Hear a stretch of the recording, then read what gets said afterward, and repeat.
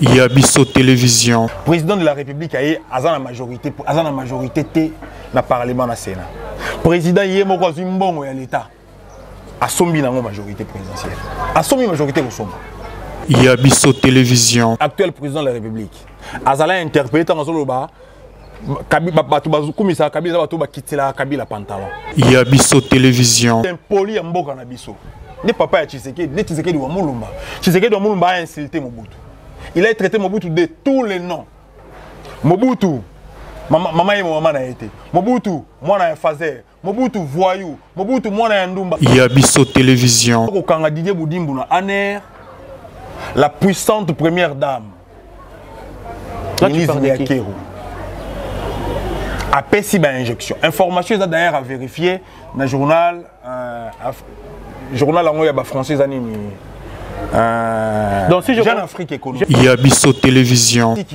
La place à Koumimboka. Savons les coques et longo de 300 francs à 800 francs. Liki maki otoné au sens que maki à 250, il a 800 francs. Donc on a sur Mboka et baby pendant que budget Mboka. Tangu ya Kabila, ils ont moins de 8 milliards. Na tangu ya Tshisekedi tokomi tina 14 milliards. Yabiso Télévision. Tout le monde est libre et a combien la pona écolo. RDC c'est notre pays. RDC Zamboka o bakoko. Bakenda batikela biso tout comme bispeto koleka to tikela bana biso. Mesdames et messieurs, bonjour, bonsoir, tout dépend de l'heure à laquelle que vous nous suivez sur votre chaîne Yabiso Télévision. Là, avant tout d'abord de commencer, j'ai déjà salué la patronne de la presse internationale, Madame Naomi Tsoko, qui me suit en direct de Canada, sans oublier mon chéri à moi, Odia Chilumba. Merci aussi à toi, Raphaël Mouabilou, à la réalisation de l'émission. Voilà pour aujourd'hui. On va essayer un peu de parler sur la politique, quoi. Tolobé Tamasole Italie, Mboka Nabiso, RD Congo, Torolobela, O Italie, Maïmatali, économie, Torolobela, appelle sous affaires au Italie, $21 000, il y a des députés nationaux. Et affaires sécurité, faut-il prioriser les élections en 2023, d'où Total Amarambo Italie Est.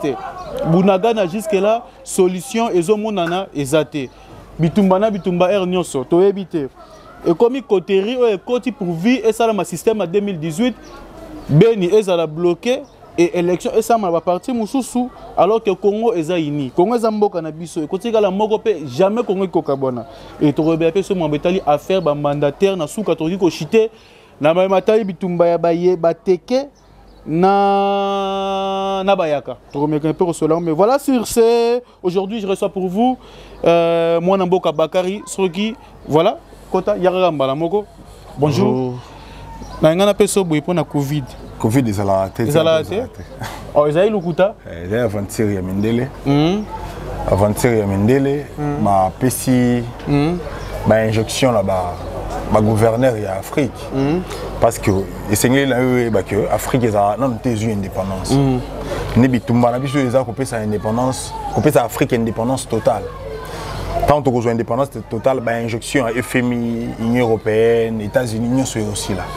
Le Covid n'a jamais coexisté dans mon Malokuta. Voilà, Tokota Malamo Matali, Mboka Nabiso, la République démocratique du Congo, moi Namboka, Lelo, Tomek un peu comme Megato sur la Mamétal économie.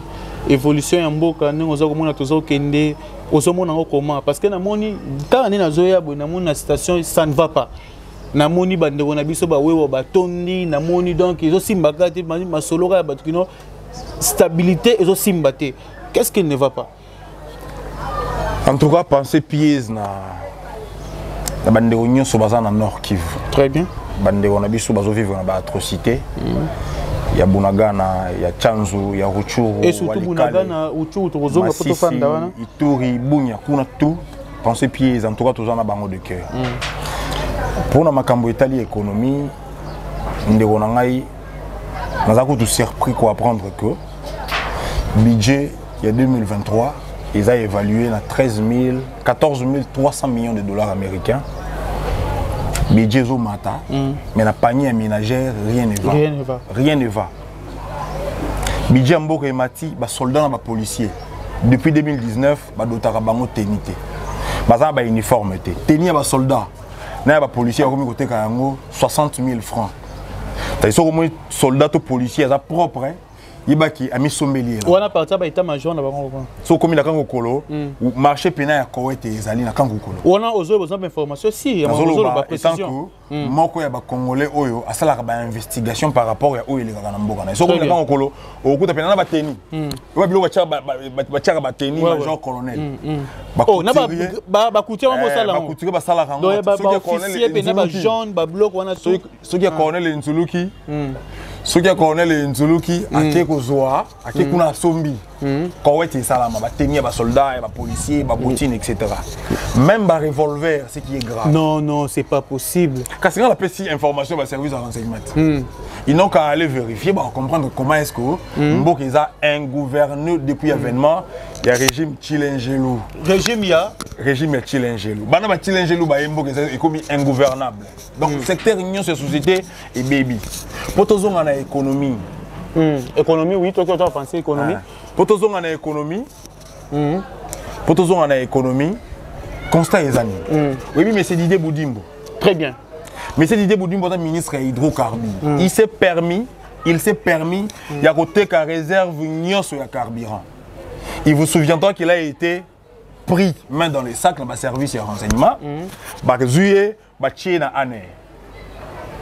Aussitôt qu'au Didier Boudimbo na Aner, la puissante première dame, ministre Yakeru, a payé une injection. Information est d'ailleurs à vérifier dans le journal français. Donc si je Jeune Afrique économique. Jeune Afrique, si je comprends bien, Didier Boudimbo va interpeller dans Aner, a passé nuit moko. A passé nuit moko. Je pense que journaliste investigation. Oui, très bien, nuit moko.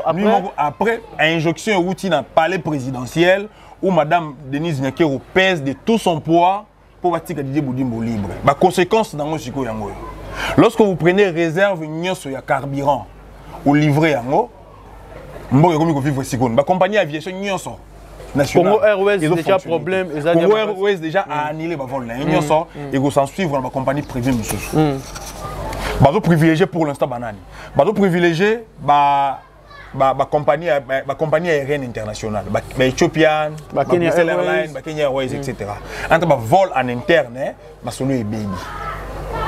Donc, si tu as tout une pénurie à carburant, ils ont œuvre à la présidence de la République, le ministère de l'hydrocarbure.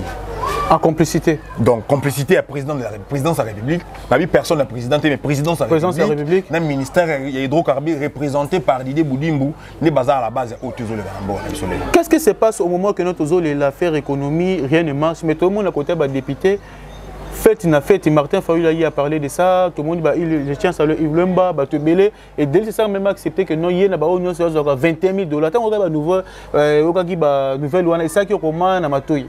Depuis toujours, biso na camp na biso, na famille politique na biso. Coordination nationale des kabylistes, on a d'ailleurs secrétaire national. Tout le monde a dénoncé jouissance au sommet de l'État. Tout comme Kaboun, tout le monde a dénoncé délinquance financière. Tout dénoncé à mon balébélé. Je crois que Kaboun a été rejoindre Bisso, Delis Sang a été rejoindre Bisso, après Batumsou a été rejoindre Bisso. Comment voulez-vous, dans un pays qui se veut démocratique, pays qui se veut légaliste, respectueux des textes, président de la République a eu la majorité dans le Parlement national. Président Yemo Zimbongo et l'État a sombi dans la majorité présidentielle. A sombi majorité au sommet. A sombi majorité. Jeep Palissade. Il y a eu plus de 40 millions de dollars pour appeler sa députée Bakar. Il y a eu d'ailleurs une révélation à Nembalemba. Nembalemba a appelé ça qui est 18 000 $. Puis Jeep Palissade évalué à 45 000 $. Ils allaient bon combien. En lieu place à Kobongisa, Kosa la Bandela, construire des écoles, couper sa ambulance dans les hôpitaux, couper sa kiss dans les hôpitaux dans le déficit. Non. Le président de la République a CP là qui a somba majorité. Le rôle a somba qui majorité ko somba. Majorité parce qu'il y a caprice na bango. Président sachant que majorité oyo ba yo ko isangai et sengel na caresser ba on la sens ya poil pour permettre na continuer nini. Na continuer ko za na pouvoir. Alors président aussi a par tous les moyens après ça va député c'est en lieu et place il y a satisfaire banani ba électeur na. Mais il vous souviendra que Tshisekedi il est conscient qu'il n'a jamais gagné ba élection en 2018. Le rôle a gagné l'élection en 2018. Mais il semble que non, c'est l'opinion, bien pour favoriser l'élection. Ça, c'est notre père des matchs de Voilà maintenant. D'accord. Tshisekedi, a gagné l'élection 2018. Même sa conscience, c'est pas mais conscience a gagné l'élection. A 10% de l'élection 2018. Si on a un bilan chaotique, on a place à Koumimboka. Savons les coques de 300 francs à 800 francs. Liki, Maki, on est au sein de Maki, 250, il a 800 francs. Donc, on a sur Mboka et baby, pendant que le budget est Mboka. Tant qu'il y a Kabila, ils ont moins de 8 milliards. Mais tant qu'il y a Tshisekedi, ils ont 14 milliards. Mais allez-y voir panier ménager. Comprendre? Donc, Mboka, ils ont continué, que ces situations économiques, ils ont continué à se dégrader du jour au lendemain. Et le président s'en fout et perdiment la nuit sur les Mboka. Il s'en fout. Entre-temps, il est totalement ailleurs. Il est dans ses fêtes. Dans le mariage, il y a un mariage, il y a un cousin, un mariage, il y a une nièce. Situation au Congo, il y a un Congolais. Et il y a un Tshisekedi. Il est plus préoccupé. Il est plus préoccupé à calculer 2023. Donc, pour le visa au compte en 2023, le président de la République. Visa au compte en 2023, le président de la République. Il y a que ça, la malam, peuple, à se retrouver que autour, il y a un programme qui Tshisekedi, Makambo, Etamboli, Yango, tout peut ça, madame, sous place à Souki, à ça, il y a un achevé. Fort dommage, Tshisekedi, avec aux zones qui sont en abisso, ceux qui 30 ans en arrière. Sur le plan, il y a droit de l'homme. Oui, je besoin de la colonisation pour faire Masuka. Très bien. Bakangi, jeune gens, n'importe comment, bêti ou bête à torture. Donc, il y a un bon qu'on pour torture. Si le plan est liberté et expression. Très bien. J'ai compati, je connais combien à côté de Bolo qu'on a dans le régime Tchilengelo. Nous compatir d'ailleurs, Jimmy Kitenge Oyo, a coupé innocemment. Justement pour avoir point de vue. Mais le président parlait de ça, le bilan a Tchad, il a dit oh Nyon sur la peau na robuka mibeko. En tout cas, ceux qui magal les tonda, il faut makala et tonda. Pour na bateau yo, baza pour na kolobela. Bi ceux qui ont critiqué le raison normal. Mais ceux qui ont na ba outrage, donc président magal ceux qui tonda. On a donné un message. Ceux qui t'ont rétorqué, mais c'est Tshisekedi kaka. Comportement des années. Comportement d'ailleurs qu'on finit à battre chaque jour. Tshisekedi, je crois que l'idée de personne est parti et tant ici, Congolais impolitesse. Oh. Le plus grand impoli en Mboka Nabiso. Ne papa à Tshisekedi, ne Tshisekedi wa Mulumba. Tshisekedi wa Mulumba a insulté Mobutu. Il a traité Mobutu de tous les noms. Mobutu, maman et maman a été. Mobutu, moi na un phaser. Mobutu voyou. Mobutu, moi na un Ndumba. Ne Tshisekedi le père. Ne comporte pas Tshisekedi le père. Tshisekedi le père a fini Mzee Laurent Désiré Kabila. A traité de tous les noms. Tshisekedi le père a fini Joseph Kabila. Il a traité des Rwandais. Il vous souviendra, c'est que vous avez dit Kabila, président de la République. À son temps, Kabila, président de la République. Tshisekedi a manqué respect Nengalingi. Aucune fois, Tshisekedi a interpellé la immoralité. Aucune fois, Félix Tshisekedi, actuel président de la République, a interpellé Kabila pantalon. Bakanga été. Alors Kabila, famille Kabila a créé mafia autour de la famille naé, Zoé. Jeannette n'a pas passeport, Zoé n'a pas plaque d'immatriculation. Aucune fois interpellé na ANER, ton a apporté ma preuve. Bon ceux qui va rétorquer na Tshisekedi quel comportement naé. Pourquoi on s'est gêné? Entre-temps, je tiens ici à rappeler le président de la République que prison Makala Batonga justement pour 1500 personnes. Comprends? On a prison là pour 1500 personnes. Au jour d'aujourd'hui, ils ont plus de 10 500 personnes, il y a 9000 excédents. Et là, on a eu ça pour l'instant. Il doit construire plus de prisons. Oh, il faut ton prison. Belé pour Makala, il y a un Belge, il y a Makala. Angenga, Boulou, la prison tout à Koutaki. Ce que ce soit dans le Kangrabatu, la prison au Kokate. Et c'est alors pour la 2023, même si vous avez la pire. Ni vous avez la pire parce que les vous avez la pire, et vous avez la pire, tout ça, article 64. Ce que a s'entêté, sort Tshisekedi vous allez comparer. Ce que a s'entêté, sort Tshisekedi vous allez Yahya Jammeh. Oui, Yahya Jammeh, Yagambi. Voilà. Ce que a s'entêté. Le rôle dans la bilan. Parce que Batimuso tanga baé baté et là on est comme la qui bango. Personne peut pas derrière. Comparer comme la qui a Mutu Makas. Il avait l'armée, il avait la police, le service. Il n'y a personne qui peut pas Bino Kabila. Botaki Mutu Makas. Kabila a organisé les élections. Et après Kabila a kimité, il est chez lui. Kabila a organisé les élections parce que avant de promettre à Congolais qui est tant que démocrate, à respecter la démocratie, surtout constitution, tant que promulga qui il dépêche na balabala bazo tumba rapine. Comprendre? Tant que tu es dans un référendum constitutionnel. Kabila sali campagne les Congolais vont voter oui. Tshisekedi, alors tu me dis ça va piner. Balinga constitution. Dans papa na moi, on a dit Tshisekedi. Bazon mbrouiller, tu vas piner si et là, tu vas couper derrière pour la constitution. Donc, pour battre la constitution, Kabila a zaté. Alors, Kabila a respecté la constitution, c'est pourquoi respecter la constitution. Il vous souviendra lors d'un point de presse, journalistement français, à tout le monde qui est ceux qui ont la candidat ou pas, alors il va payer copie de la constitution. Pour dire qu'on a reçu la constitution et lobby. A organiser une élection conformément à délai constitutionnel. Après, il a si Kabila voulait s'éterniser dans Kibokonzi, il allait faire comme Sassou, il allait faire comme un dirigeant dictateur tout basé en Afrique. Donc, démocrate de son État, a préféré qu'il après ça peut pouvoir na bateau, ba finga ka botu moi, total la commerce qui va passer au bloqué. Si vous bloquez, parce que vous avez 18 ans et ça est belé. Donc, vous pouvez faire un ensemble de tchatchas, makal, si ma pour na kokate. Si quoi FCC cache et Koufa n'est-ce pas? Ni nango salami malonga après départ à FCC. Basalini, batongi et l'oroté. Si Tshisekedi a vu avec une inauguration dans la Kolwezi, avec une inauguré misala Richard Mouyej. Depuis a inauguré ma œuvre Richard Mouyej. Masuka za kuna gouverneur na Union sacrée tongine. C'est stopper le développement de tout un pays pour une raison partisane. Province de Tanganyika, il y a Zoé Kabila. La province de Tanganyika, il y a la comparaison.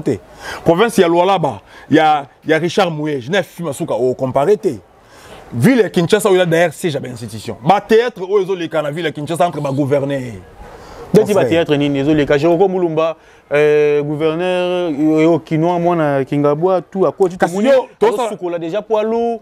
Na moni poilu kapel leki na kapel na moni ya sukoli yango donc abi faut banzela tout ça là na yo et tout ça na émission na Kingabo je crois si oyo na avion te oyo ya kolimo te o leki Kingabo moni comment c'est Kingabo eza Kingabo da salité na ninga osakana te tout ce propagande ya ba individu inutilement moi j'ai pas intérêt à autant ba komba bato mais ce qui est grave c'est que mboka na biso favoritisme et place ya ba valeur en les places ya ko pesa ba o ba ko sala musala to pesi ba to ba place au nom ya nini au nom tout ça la nomination partisane, soit la nomination tribale.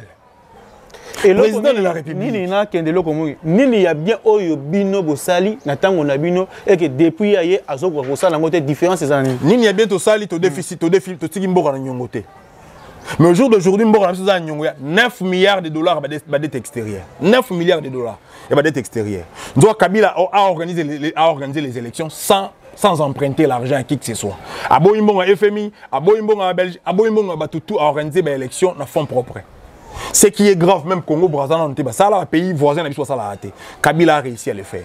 Kabila a tiki nyongote et pas un successeur naïe. A tiki épée n'a pas problème. Dommage, successeur naïe na 4 ans, à côté de ce nyongo, il y a 9 milliards de dollars au tikala, na mito ba Congolais ba innocent ba liembon, on a été ba refout en bongo, au Tshisekedi a Kaboli en équipe naïe. Comprendre? Donc ils ont dérangé. Oh, biso to sali ya malonga yango wana. Oh, biso to sali ya malonga to sali armée nationale. Armée derrière Tshisekedi Mozoloba, j'ai trouvé une armée organisée et structurée contrairement à Otouane Goyoka quand on était à l'opposition. Armée on a Kabila cousi avec sa main.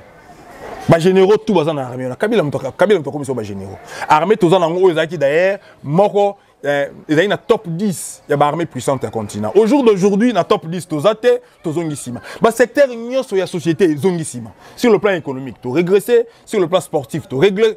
Au championnat Nabiso, il y a 10 ans passé, il n'y a pas de match. Au temps l'équipe Nabiso, à chaque fois, on a une compétition africaine. Au jour d'aujourd'hui, nous sommes nulle part. Équipe nationale Nabiso, d'ailleurs, et comme qui parmi les top 10 de l'équipe nationale, au jour d'aujourd'hui, nous sommes un Tilengelou. Nous sommes un Tilengelou. Mais politique, c'est malonga, vision. Mon frère, vision. Basant la vision sportive, basant la vision économique, mais il y a apprentissage au sommet. On n'en prend pas au sommet. Il y a après il y a gérer. Président de la République n'a aucune expérience professionnelle en termes de gestion. Attends les gablots qui ont géré. C'est comme tu as géré les gablots. Attends que gérer n'a coûté. Parce que depuis toujours, il dépendait de ses parents. Non. Il va c'est ça. Adresse à Kinshasa avant qu'on présente. La 11e rue. D'accord, papa. Papa, la 10e. Il y a un moi aussi. Moi, la Tshisekedi. Attends, draguer. Moi, la Tshisekedi. comme jalousie mal placée ou soit comme le reconnu parce que tout le monde est le sommet l'état mais comment tu vas vie privée. Oui, mais papa na yé. Vie Tshisekedi Tshilo monnaie vie privée ba tout. Oh. Mais tant que lorsqu'il parlait de Zoé Kabila, il y avait vie privée. Lorsqu'il parlait des Jeunesse Kabila, il y avait vie privée. Lorsqu'il parlait de Moïse Katumbi, vie privée en honnête. N'est toujours rétorqué au cas comportement de Zoé Kakapasi. Le président sont au Bangate. Ané Rwanda et Bani na yété. Et Bani na bino pour torturer. Voilà. Agence nationale de renseignement depuis la nuit des temps ils là. Mais bino ne pour torturer pour bomi mais hier mon temps ça ils sont leur promesse que soit comme président comme Ané. Akanga qui yango peut juste que la pesa peka pour les battre. Bongo nani numéro 1 à nani ya sécurité na fin na Ané combien de temps?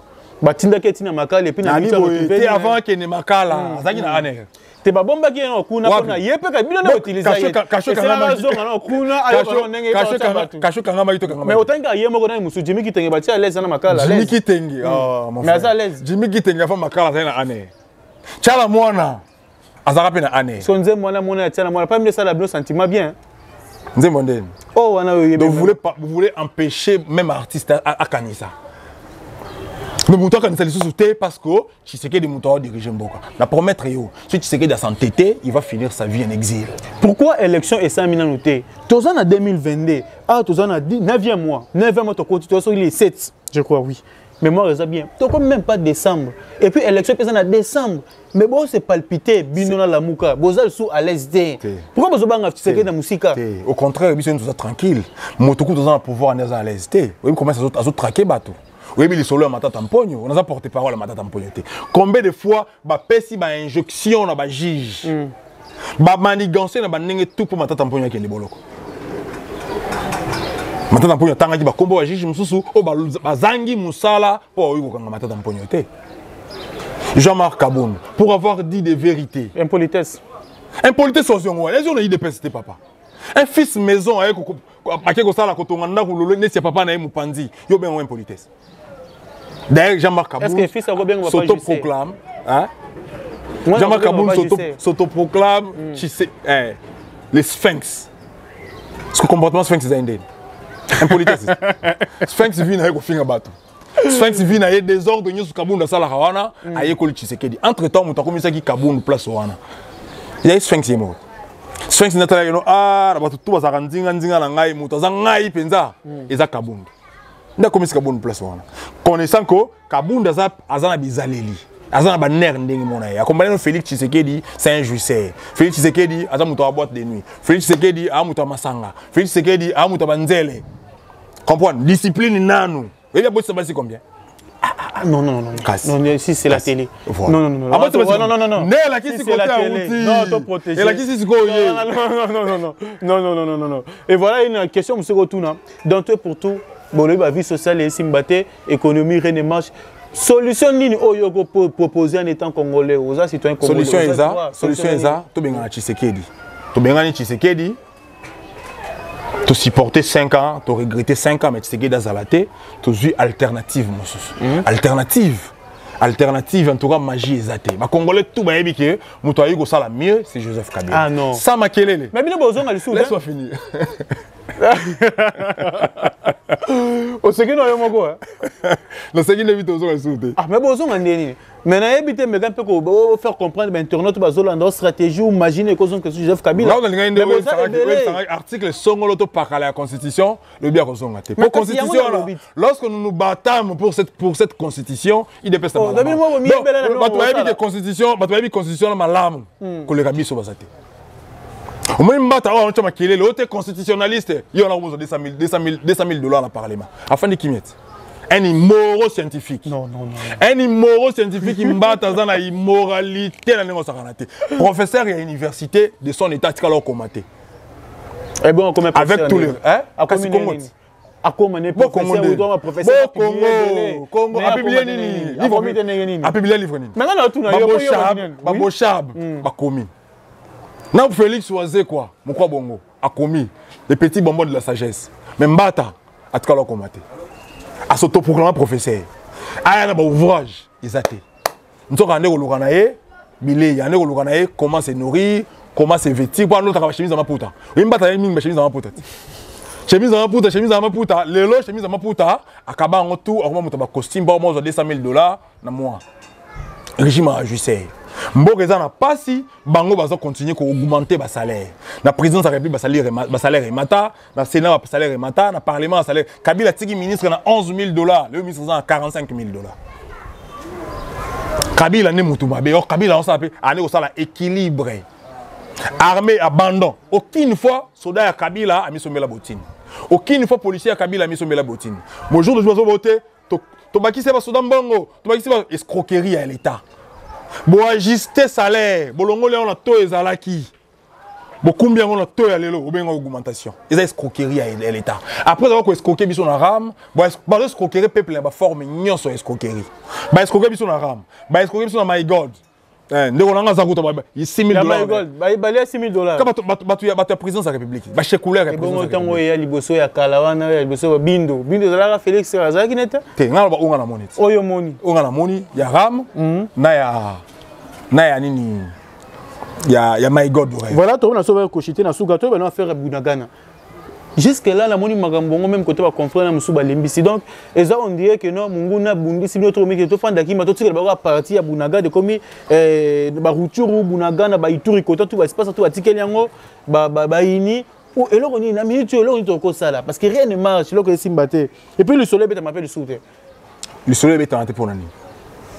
Tshisekedi une fois arrivé au pouvoir ça la yani. Pourquoi banda pe no tena Tshisekedi no kate. Ba ni occuper son solution. Tshisekedi a comme président de la République, a joué moi sinaé, a utilisé moi sina bengi ba groupe de presse nyoso na mwanda. A kepe sa bango kanyaka. Ba commissaire. A ke ko corrompre ba journaliste, a ke corrompre presse. A dit bango prenez l'argent, soutenez mon mari. Président de la République, soutenez mon mari. Ba kene mwanda ba zuzu ba kanyaka, yango ba journaliste mingi ba fandi sui, bazo ko solate. Nzoka puisque au fond de Kimia tout ce pays là, ma boîte de Kinshasa, ma Kapela, ma Kimbuta, na bon marché, ba tout bazar fêter, mais nos compatriotes, une portion de notre terre, ils ont occupé na ba 123. Dans une information d'attendre que Kagame a le en charge, ba professeur ya ba école d'union sur Bunagana, na bana asuna ba kaye d'ailleurs. Dans mon tout ya Kagame a déjà que Bunagana et comme une partie à roi et quotidien roi. Mais c'est déjà parce que moi je suis temps, sous contrôle. Pour la Kagame Bunagana est comme déjà à Bango, Biso a toujours rêvé. Mais vous devez savoir, les Congolais et diaspora, et c'est que en contrepartie, tant que tu sais que les personnes qui na Kagame Bunagana, tu sais que 700 millions de $, ou qui est aménagé par les présidentiels. Est-ce que l'aménagement par les présidentiels est une priorité? Kokeno Mongaliema. Ils ont une priorité par rapport à la maison de l'Amboka. N'est-ce pas priorité ça couper ça bas soldats, bas moyens conséquents et permettre de défendre l'intégrité territoriale. Entre-temps, il n'y a pas ces années. Mboka Nabiso comme surmilitarisé. Nous avons l'armée tanzanienne, l'armée burundaise, l'armée ougandaise, l'armée kenyane, 5 armées étrangères sur notre sol. Baye et banité ba okende mokolo nini, baye pe na nombre ya boni.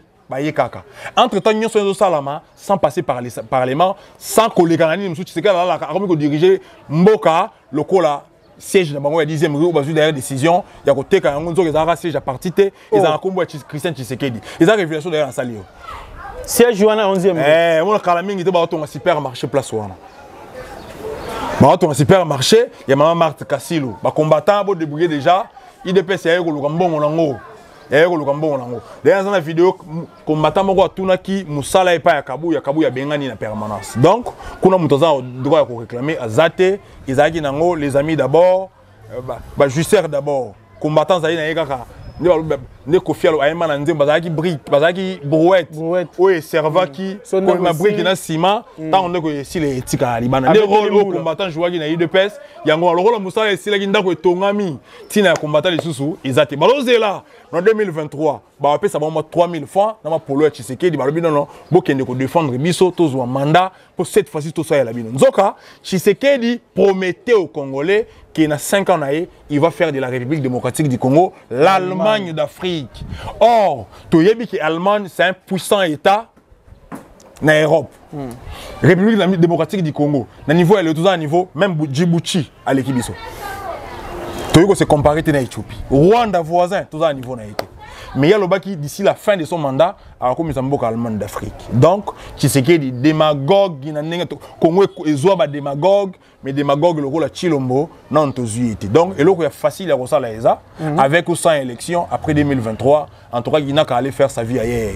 Voilà, merci beaucoup. Nous sommes presque déjà arrivés à la fin. Je ne sais pas ce qui au sein à moi 2 ou 3 Yakoba qui saba mandataire babimaki le tomoni Amisi Makutan au PCA na au Jefrem tomoni de bonanga ya confrère nanga na CTV rendez-vous des auditeurs au pet jimiki tenga ngamaki yepe na moni batindi kuna pa na biso na ACP o ezanda kuna biso nyos tout le monde kuna na ACP ye batindi kuna et puis et ça d'abord comment na moni mandat pe que non faire na suka mais mandataire bazo bimaka ba puis facilité bazo continuer toujours ko bima wana penalty ya suka et ça la passe casse toka bola gâteau o ali akité ya pe mangota na jeu et puis Jean-Pierre Bemba pe atiki pété a sali tourner na Équateur a lobby ticket na ye o ya présenter eza Félix Jean-Pierre Bemba za cadavre politique au lobby cadavre politique Jean-Pierre Bemba cadavre politique azana crédit na Équateur leader na partisan na bangoté mais na Équateur leader eza Gilwando Jean-Pierre Bemba a été vice-président de la République a tonga le reporter Équateur dans un stade tout notre qui na Équateur mais Gilwando il a fait mieux que Jean-Pierre Bemba. Jean-Pierre Bemba est un cadavre politique, il a gagné au moto qui déjà, mais on continue qu'on il cherche à se faire santé financière, il y a commis au salaire Tshisekedi Djalelo. Mais politique, il a place. Donc, pour la nomination, où est-ce qu'il passe ces années? Tshisekedi a tribalisé, a créé haine. Il y a tribu Luba vis-à-vis à Congolais. Nous avons un problème, Congolais. Mais Tshisekedi a comme cause, il y a un problème. Nous avons bénéficier. Nous avons dans les Kasaï, misère est grave. Misère est grave dans Kasaï. Misère est grave dans Kasaï, dans l'espace Kasaï. Soit nous avons une victime, dans la nomination, pas en départ, dans la nomination, on a Chibanda, Chimbolo, Chinani, mais on n'en a pas besoin. On n'en a pas besoin. On va nous la nomination Kabila. À chaque fois qu'il nomme, on a joué dans la géopolitique. Azu Katanga, Azu Congo central, Azu Équateur, Azu Kivu, pour fistrer Bazalaté. Mobutu faisait de même. Lorsqu'il nommait d'ailleurs, après ça, il y a un bureau na yoza mokonzi, tokuti yoza équatorien, tokuti déconseillé équatorien, to longolo musala. Ce n'est pas le cas lelo. Tala makambo plus mwabilo asali. Plus mwabilo. La partie politique, les intelligents sont partis. Je connais très bien Harold Badibanga, Alexis Tiamala, Sele Kanangila. Voyez-moi le rôle à Harold Badibanga. Il est très bien lui. Aza vraiment Moutoulangan a PCD. Harold Badibanga, un gars excessivement intelligent. Mais il y a eu la DGT, il faudra Christelle Mwabilou, à la PDG. Moi, on a géré RTJA. À foutre à $50. Tala batu ba arrêter parce que 36 mois foutre à bangoté. Yene papa na longolier a qui nous gérer DGI. DG adjoint il y a OCC. OCC. Institution monene local à OCC aya. To européen ça mon aucune expérience pour nani. Nous sommes au nom de l'union sacrée. Nous ça la passe. Ba valeur to piétiner, to dit ba anti valeur to pesi en place. Au nom de l'union sacrée, to protéger Tshisekedi, to changer là. To yembele le la Seigneur Tshisekedi akoma Mobutu te Tshisekedi akoma Bokassa te Tshisekedi akoma Idi Amin Dada te R1 eza révolu R yembela rabato ça ka deuxième mandat azona machine na bilan ebike carburant lipa ekomira carburant rare transport nyos Tshisekedi a pesi promesse à wasoma oui avion na Congo Airways mais Congo Airways ekufi ah ben wasoma 8 appareils mais Congo Airways ekufi appareil fandi na belé moyen volé ezate carburant ezate Tshisekedi a pesi ba congolais promesse nini tikaka mukayi sabiso que non que nous yesu na na tondi botondi malambo ngani la remercie pour merci beaucoup voilà mesdames et messieurs comprenez là c'était Bakary analyste politique moi na mboka Congo mane na lobaka mutu nyonso azana droit ya koloba ndeti a na émission mbela pour nekolo tout le monde libre ceux qui ozana posa ya kosala droit de réponse. Et c'est un peu de nous afficher, les numéros affichés dans la bande de l'écran. Et puis, Oroya répondre au fin. Parce que Mambo est allé Mboka, et ça, Makambo est allé Moutounionso. Tout le monde est libre, il faut le bas. Comment ça y biso? Et ça, papa, Bakoko, Bakenda, Batiril, papa, biso toye, biso roleka, bana barotika, la bakoko, titre au monde, la Congo démarrer toujours. Biso ne roleka. Mais il faut tout dans le souci à Kolingambo, Kanabiso. Tolingambo, Kanabiso, Bande Wonangaï. tolelaki député musala ya député ezalaka mpona lobelaka bino na parlement enoki asali bino pont apesi yo mwa gege omeli otena député na ngai wana likolo ya 500 likolo ya bassin bamama bassin to bandeko na biso ya confrère journaliste lelo sono bazokisa biso lola kati ya parlement bakenda kuna togangaki ya ebele awa okomi kuna baba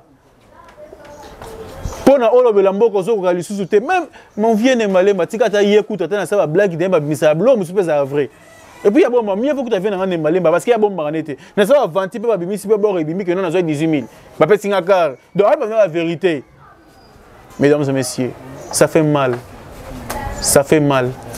voilà to comme na so presque na suka botika la connecter na kata chaîne na bino ya biso télévision et au revoir Yabiso Télévision.